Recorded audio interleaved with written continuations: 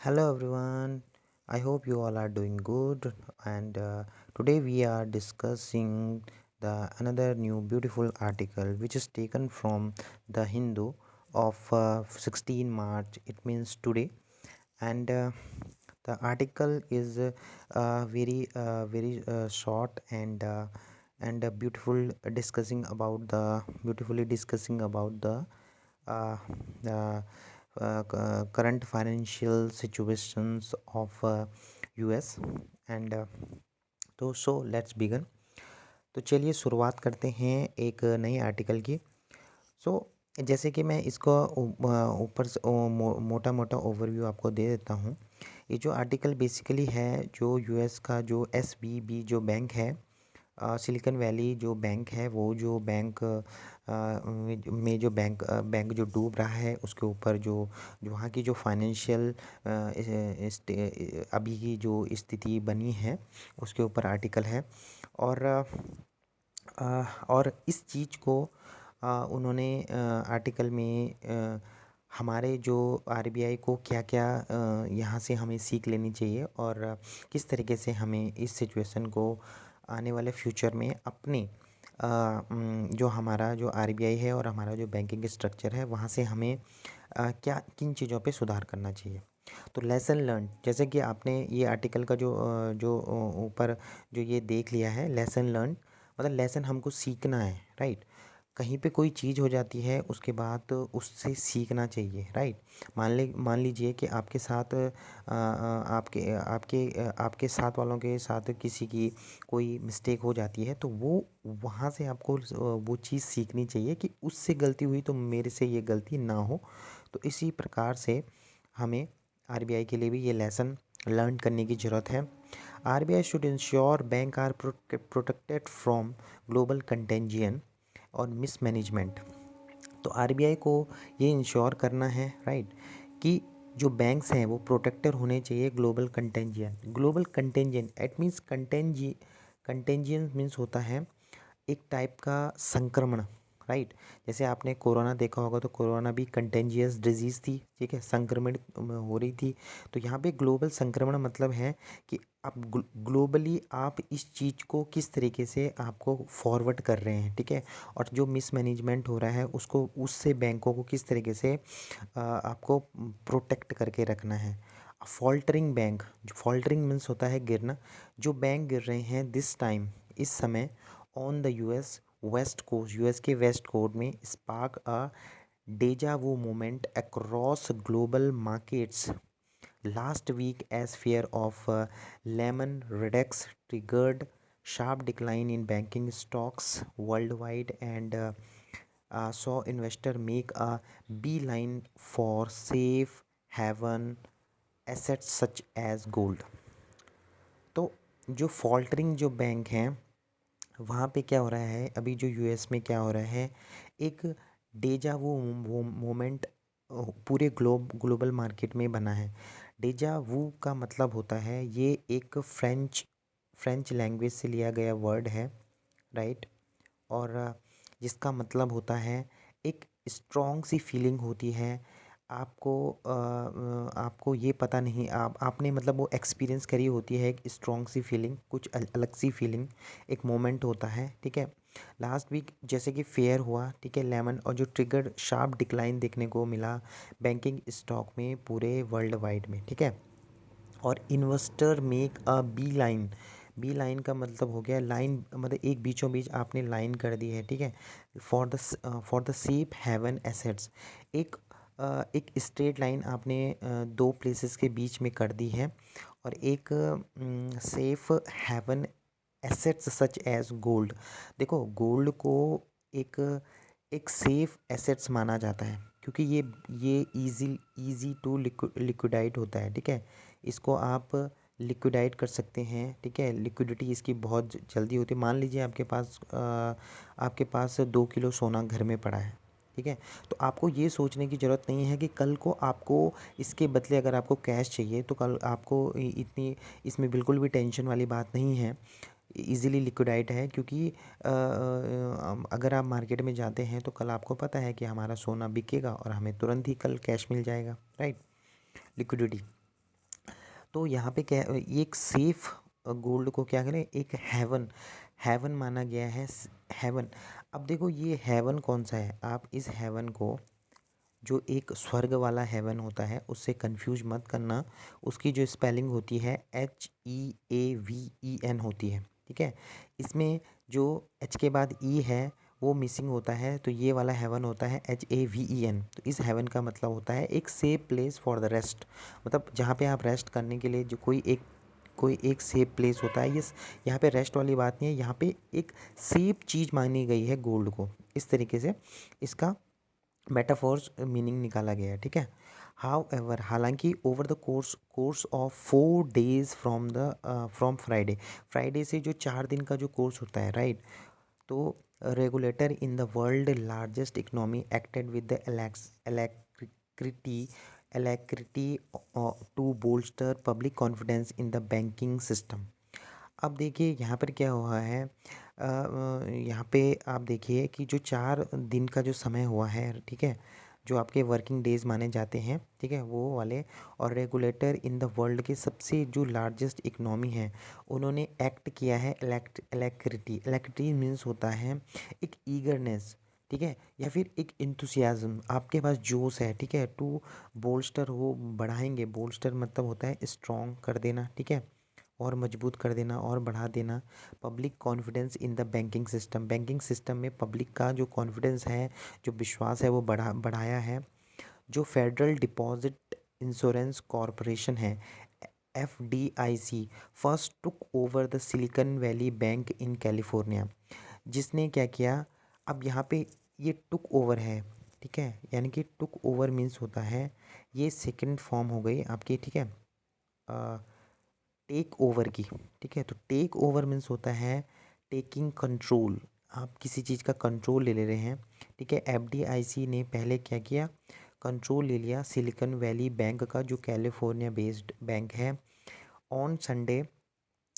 और कंट्रोल ले लिया of New York based signature bank का भी उन्होंने क्या ले लिया, न्यूयॉर्क बेस्ड सिग्नेचर बैंक का, उसका भी कंट्रोल ले लिया। And in concern in concern with the Federal Reserve and the Treasury Department announced that depositors in both the banks would be repaid in full। अब जैसे ही ये था, FDIC ने, उसने जैसे ही टेक ओवर किया, ठीक है, सिग्नेचर और SVB बैंक का, ठीक है।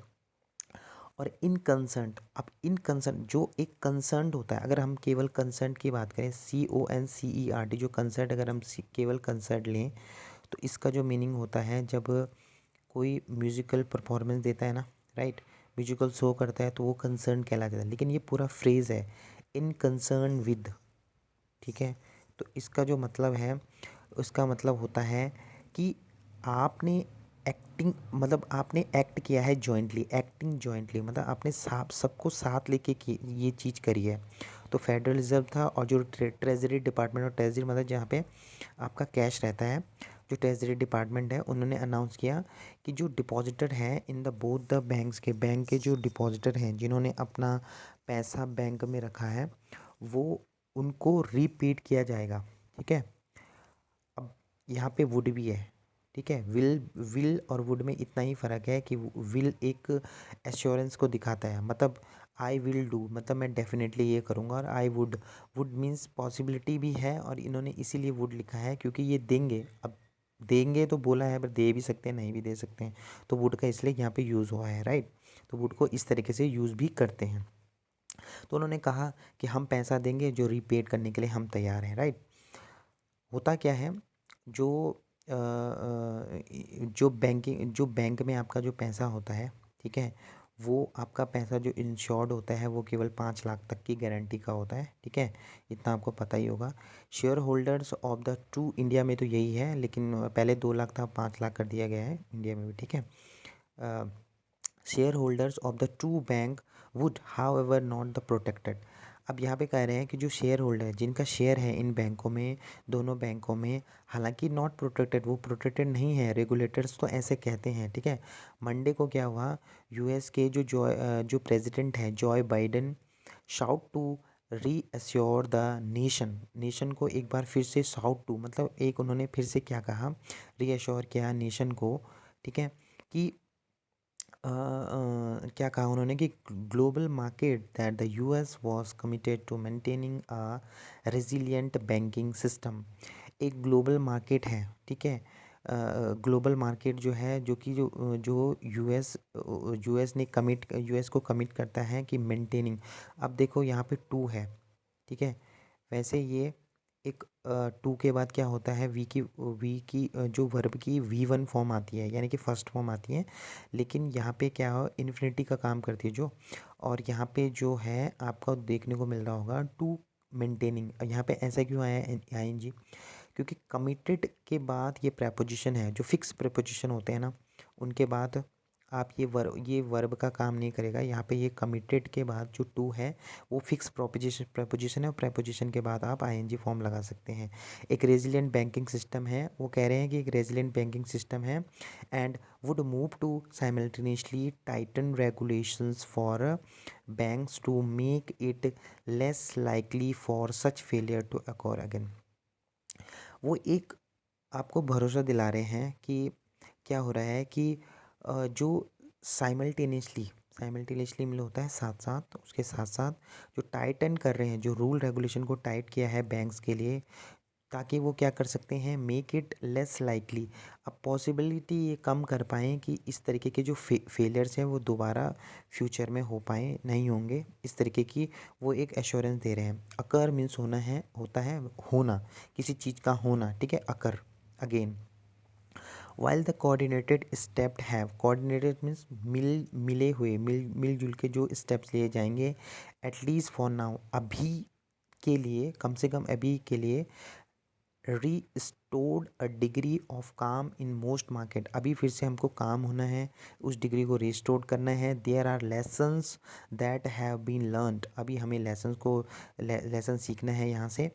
एंड जो other that could perhaps be gleaned over time, या तो हम क्या करें, ग्लीन मीन्स होता है आप नॉलेज लेते हैं, राइट, मान लो नॉलेज या इन्फॉर्मेशन को आप क्या कर रहे हैं, इंफॉर्मेशन को क्या है, ऑब्टेन कर रहे हैं, राइट।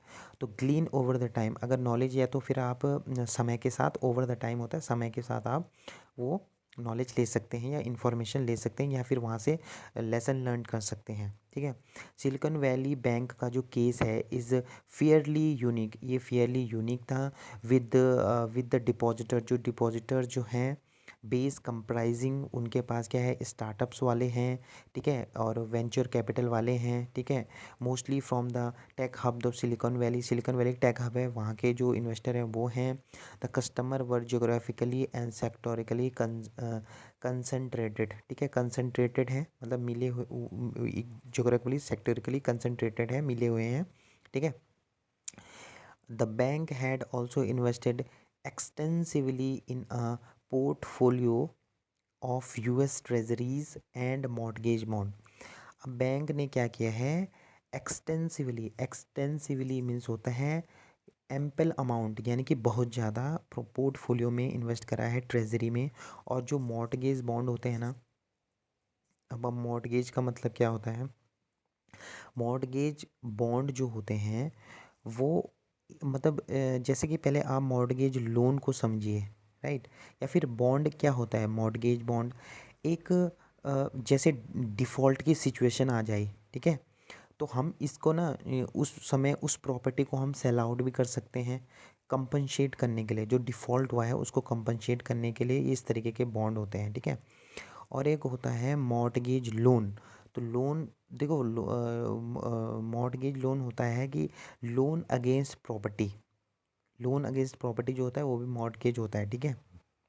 या तो आप बाय कर रहे हो, या तो बिल्ड कर रहे हो एक हाउस, और रीफाइनेंस कर रहे हो एक प्रॉपर्टी को, which had as a result of the recent sharp interest rate increase by an inflation battling central bank accumulated unrealized losses that became too costly to liquidate in a distressed situation।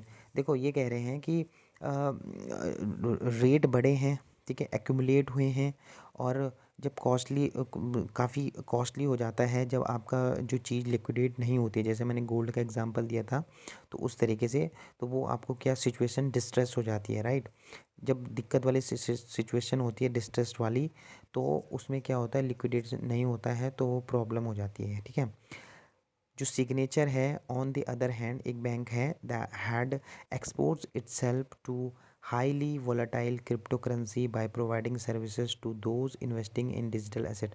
वहाँ पे क्या थी, highly क्या थी, crypto currency का जो वहाँ पे क्या था, एक वोलेटाइजेशन था, ठीक है, वोलेटाइल थी, इन्वेस्ट कर रखा था डिजिटल एसेट में, that along with a run और deposits ultimately prove to be its undoing, blaming the Fed जो फेडरल रिजर्व है, जो जैसे आरबीआई है, वहाँ का फेडरल रिजर्व होता है यूएस का, और monetary tightening as a proximate means होता है नज़दीक, ठीक है, मतलब आपके क्लोजेस्ट जो जिसको बोल सकते हैं, ठीक है। एबल टू सी यानी cause for the bank failure is a case of being unable to see the wood for the trees. अब यहाँ पे ये एक फ्रेज का जो काम किया है, वुड फॉर द ट्रीज, उसका मतलब होता है कि to not understand a larger situation problem. आप अंडरस्टैंड नहीं कर पा रहे हो, एक बड़ी सी प्रॉब्लम को भी आप अंडरस्टैंड नहीं कर पा रहे हो, तो फेडरल रिजर्व जो उसने टाइट की मॉनेटरी को, ठीक है, मॉनेटरी को टाइट किया as approximately cause for the bank failure, bank के फेलियर्स जो हो रहे थे, ठीक है, उसमें उन्होंने टाइट टाइट किया उस चीज़ को, और आपने लार्जर पिक्चर को आप देख ही प्रॉब्लम को देख ही नहीं पाए। Interest rate move in cycle, interest rate move cycles में मूव हुआ, all banking is fundamentally predicated on managing the risk, risk को मैनेज कर पा रहे हैं, ठीक है, ओके। आप रिस्क को मैनेज कर पा रहे हैं। अब associated with interest rate move as well as insuring that the deposits bank accept to fund lending are always reasonably match with income and house holding that could be use to meet withdrawals, ठीक है। तो यहाँ पे क्या कह रहे हैं कि जो इंटरेस्ट रेट है वो साइक्लिक मूव हो रहा है, और सारे जो बैंक हैं fundamentally predicated on managing the risk, associate risk भी होता ही है बैंक में इंटरेस्ट रेट के ऊपर, साथ ही साथ इंश्योर कर रहे हैं कि जो डिपॉजिट्स है बैंक में, पैसा जो डिपॉजिट है वो एक्सेप्ट करे fund lending are always reasonably match होना चाहिए, आप कितना लैंड दे रहे हो, कितना डिपॉजिट कर रहे हो, वो एक रीजनेबली मैच होना चाहिए। रीजनेबली मतलब होता है तर्क संगति से, मतलब आप अपनी बुद्धि से वो मैच होना चाहिए, ठीक है, इनकम होल्डिंग के लिए, ठीक है, और विड्रॉ भी साथ साथ उसमें यूज्ड होने चाहिए। The reserve bank of India की जो गाइडलाइंस हैं 2018 की, जो एडवाइजिंग, अब यहाँ पे ये एडवाइस देने वाला ये वर्ब का काम कर रहा है, ADVISING, और एक होता है VIC वाला, ठीक है, वो होता है नाउन, मतलब एडवाइस देना किसी को, ठीक है, और यहाँ पे एडवाइस करना, ठीक है, बैंक एडवाइस करता है, करा रिजर्व बैंक ने, to create an investment fluctuation reserve is just the kind of counter cyclic tool. उन्होंने कहा कि अगर जो इन्वेस्टमेंट फ्लक्चुएशन है वो एक kind of counter cyclic tool है, ठीक है, जो दोबारा काउंटर साइक्लिक हो रहा है, ठीक है, that has relatively insulated Indian lander from interest rate risk. Insulate मतलब होता है कि आप क्या कर रहे हैं, प्रोटेक्ट कर रहे हैं, ठीक है, प्रोटेक्ट कर रहे हैं किसको, मतलब जैसे आपने साइंस में सुना पढ़ा है फिजिक्स में कि जैसे कि इंसुलेटर होते हैं ना, जैसे कि आप इलेक्ट्रिसिटी के इंसुलेटर प्रिवेंट करते हैं, इलेक्ट्रिसिटी हीट और साउंड को नहीं करते, प्रोटेक्ट करते हैं, उसमें इंसुलेटर का काम करते हैं। तो इंसुलेट मीन्स होता है कि आप किसी को प्रोटेक्ट कर रहे हैं, ठीक है।